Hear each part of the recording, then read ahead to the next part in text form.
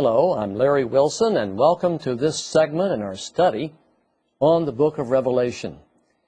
In this segment, we're going to move into Revelation chapter 13 and look at the composite beast.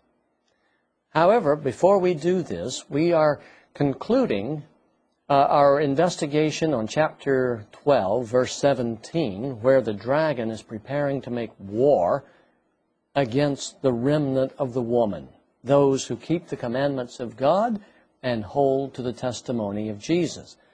And what I want you to understand is that Revelation 12:17 is not interrupted by the new chapter and verse of 13:1. The chronological order just continues without interruption. So the war that the devil is preparing for in verse 17 is described in 13:7. It just continues right on because there's no break in the chronological order. Now, right before our intermission, I was explaining that I believe that most, if not all, of the 144,000 are going to be killed and martyred because of the Word of God that they proclaim and the testimony of Jesus which they speak. And I believe the testimony of Jesus is going to make wicked people so angry that they will do everything that they can as predators, demon-possessed people, to destroy God's people. And one of the clearest evidences of this martyrdom we know is in the fifth seal, where these individuals are sacrificed for the sake of those who will listen and consider their testimony. But here is the clincher verse, if you will, and it comes in the third bowl. You recall that God has 7 last plagues that are called 7 vials or 7 bowls. And the people who receive the third bowl, the third curse, are those who martyred both prophets and saints. Let's go to the computer screen and notice how this works. Revelation 16:4. Here we're talking about the third bowl. The third angel poured out his bowl on the rivers and springs of water, and they became blood. In other words, they turned to blood.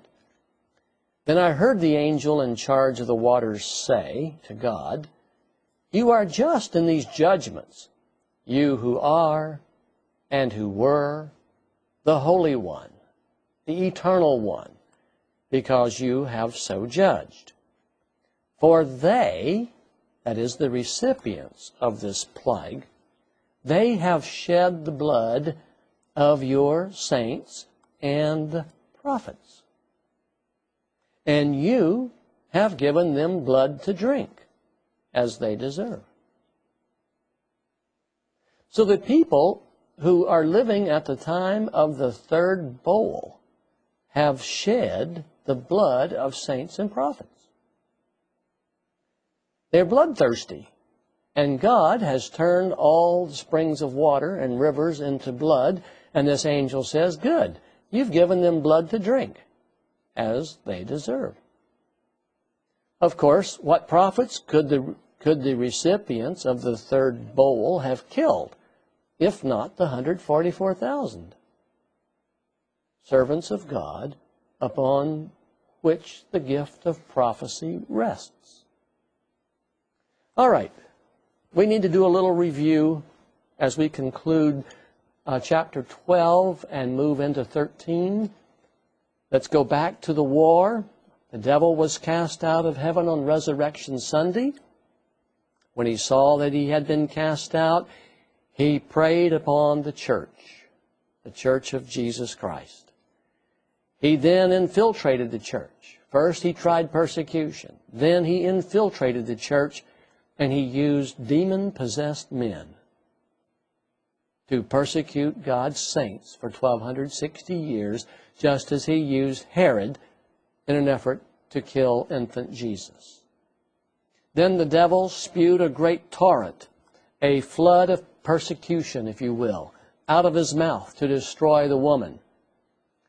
Biblical language often uses the metaphor of a flood to describe total and complete destruction. So the devil is bent on the destruction of the woman, but the earth helps the woman. God opens up a new country, a new continent in 1776, and this event and this new nation would enable Protestants to capitalize on the fall of the Roman Catholic Church in 1798. God designed the United States would be a Protestant nation for a while, and during this time it would propel the gospel of Jesus throughout the earth, setting the stage for the Great Tribulation. You see, God has just simply used the United States as a means to an end. And now that the United States is no longer able to meet its objectives, we know the end is here, more ways than one. When the devil saw that the Catholic Church was brought down in 1798, he angrily summoned a council of demons to lay plans for the final destruction of the saints. And during the Great Tribulation, their plan is very simple. Kill them all, saints and prophets. Violent predators are going to kill God's people. The saints will be easily identified during the Great Tribulation. They will uphold the Ten Commandments, and they will obey the words of Jesus as spoken by the 144,000. As I said earlier, verse 17 is the last verse in chapter 12. But verse 17 is not the end of this prophecy. There's an artificial division there. The next verse should be verse 18, but the translators of the Bible years ago said, well, let's make a new chapter. We're talking about a new subject. But Revelation 13:1 should actually be verse 18, because the prophecy chronologically continues without disruption. The chronology is not broken. In fact, this prophecy becomes very interesting now because we are living between these two verses, 12:17 and 13:1. A new beast is introduced into Revelation 13. John begins with verse 1, and the dragon stood on the shore of the sea.